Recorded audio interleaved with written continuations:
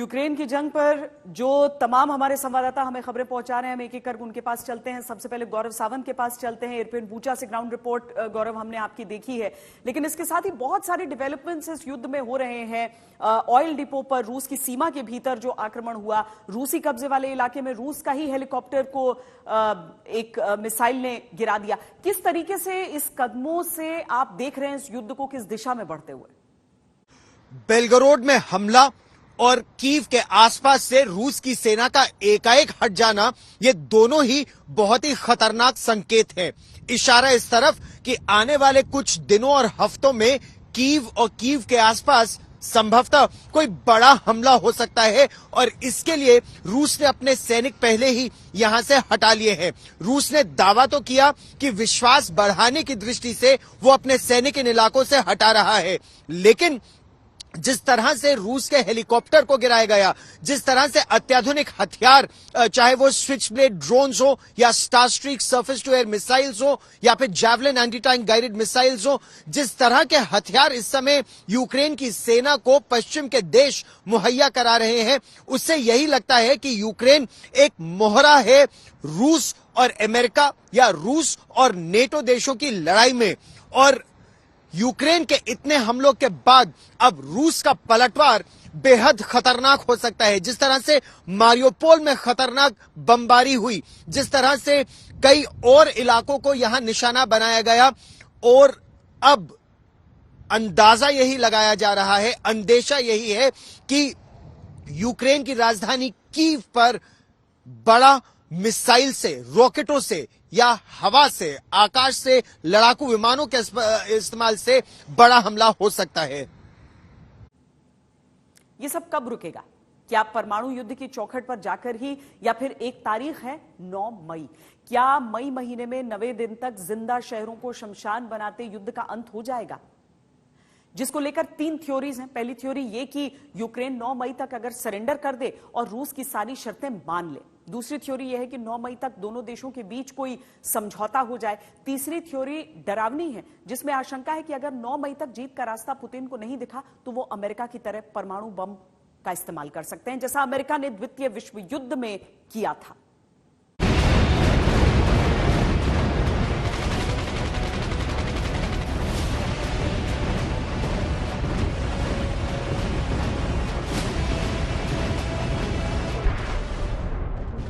मई तक खत्म होगा युद्ध या फिर 1000 से ज्यादा दिन तक चलेगी लड़ाई?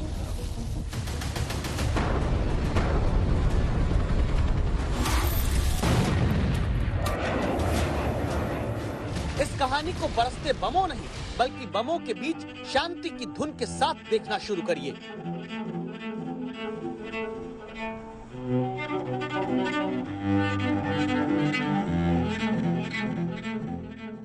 यूक्रेन के खार्किव शहर में, जहां पीछे तबाह हुई एक इमारत है, उसी के आगे बास्केटबॉल कोर्ट में बैठकर संगीत की धुन है।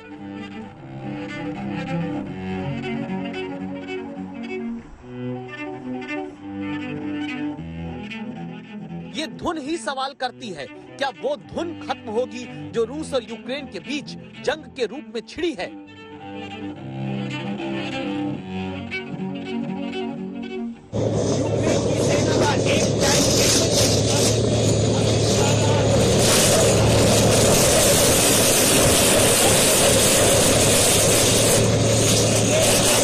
अब तक रूस के कब्जे में था, लेकिन रूस के कब्जे के बाद अब पहली बार है जब यूक्रेन की सेना अब इन इलाकों में आ रही है। हालांकि यहाँ खतरा बहुत जबरदस्त है, क्योंकि एंटी टैंक माइन्स अभी इन सड़कों पर है, एंटी पर्सनल माइन्स है, और ये पहली बार है जब यूक्रेन की सेना और पुलिस इन इलाकों में आ रही है, और जो लोग यहाँ फंसे हो सकते हैं उनको निकालने का प्रयास किया जाएगा।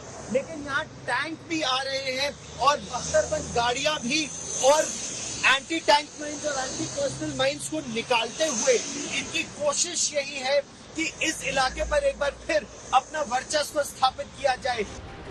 कुछ इलाकों में अगर रूस पीछे हटा और यूक्रेन आगे बढ़ा है, तो खार्किव की तबाही की आसमानी तस्वीरें भी हैं। यहाँ हर जिंदगी दांव पर लगी है, ये गवाही है। वहाँ अब इंसान और मकान दोनों में जान बहुत कम बची है। तो सवाल उठता है, ये लड़ाई कब रुकेगी? परमाणु युद्ध ही अंत होगा या फिर तारीख है 9 मई युद्ध विराम की? एक इंटरव्यू में जेलेंस्की इसी सवाल के जवाब में कहते हैं कि ये दर्द भरा सवाल है। जीत के सिवाय यूक्रेन के लोगों को कुछ भी मंजूर नहीं। 3 कहानी तब आपको यहाँ देखनी जरूरी है। पहली कहानी युद्ध 3 साल चलेगा, दूसरी कहानी युद्ध 9 मई तक चलेगा और तीसरी कहानी युद्ध परमाणु हमले के साथ ही खत्म होगा। क्या लड़ाई 3 साल तक जीत सकती है? क्या यूक्रेन रूस से 3 साल तक लड़ सकता है? इस सवाल की वजह है फ्रैंक लेटविच, यूक्रेन की रॉयल एयरफोर्स एकेडमी के ट्रेनर, जो दावा करते हैं कि रूस युद्ध हार रहा है। इनके मुताबिक युद्ध विराम के साथ यूक्रेन को ही विजयी माना जाएगा। दुनिया भर की मदद से यूक्रेन दूसरे विश्व युद्ध के बाद जर्मनी और जापान की तरह तेजी से उभरेगा। Березень і 5 днів лютого загарбники намагаються. हम किसी पर भरोसा नहीं करते, हमें किसी की चिकनी चुपड़ी बातों पर भरोसा नहीं। असली हालात देखने हैं तो युद्ध क्षेत्र को देखो। हम हार नहीं मानेंगे और अपने 1-1 मीटर जमीन के टुकड़े और हर इंसान के लिए लड़े। ये दावा जेलेंस्की का है, लेकिन रुकिएगा, एक दावा रूस का भी है।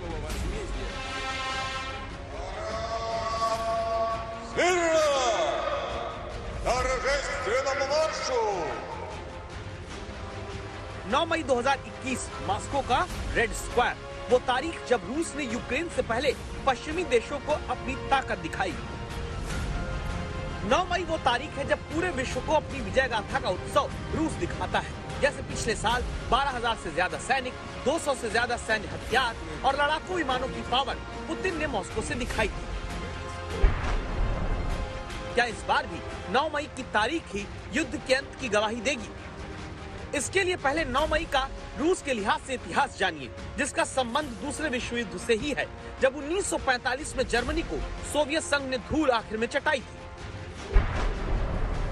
जब हिटलर को सेकेंड वर्ल्ड वॉर में 30 अप्रैल 1945 को अपने बंकर में आत्महत्या करनी पड़ी और फिर 8 मई 1945 को जर्मनी ने सरेंडर किया। जिस समय जर्मनी की सेना सरेंडर की शर्तों पर हस्ताक्षर कर रही थी, तब जर्मनी में 8 मई थी, लेकिन रूस में 9 मई की तारीख लग चुकी थी। इसी कारण 1945 के बाद से रूस में 9 मई को विक्ट्री परेड का आयोजन होने लगा। क्या इस बार यूक्रेन में जीत हासिल करके 9 मई को ही मॉस्को में विक्ट्री परेड पुतिन देखना चाहेंगे, या फिर कहानी फिर पलटेगी? नाटो देश की सेनाएं अभी सैन्य अभ्यास में लगी हुई हैं। यूक्रेन की सेना अमेरिका, ब्रिटेन समेत कई देशों से मिले हथियारों के दम पर लगातार लड़ रही है। और तब कहीं 9 मई से पहले पुतिन को जीत यूक्रेन में नहीं मिलती, तो क्या वही होगा जो दूसरे विश्व युद्ध में अमेरिका ने जापान के साथ किया था, जब सेकेंड वर्ल्ड वॉर में जापान के लगातार लड़ते रहने पर अमेरिका ने 6 अगस्त और 9 अगस्त 1945 को जापान के हिरोशिमा और नागासाकी शहर पर परमाणु बम गिरा दिया था। लाखों लोग मारे गए थे। उसी परमाणु बम के साथ दूसरा विश्व युद्ध समाप्त हुआ था। क्या 9 मई तक जीत नहीं मिली तो जिद और युद्ध के जुनून में पुतिन भी अमेरिका की तरह परमाणु हमला कर सकते हैं?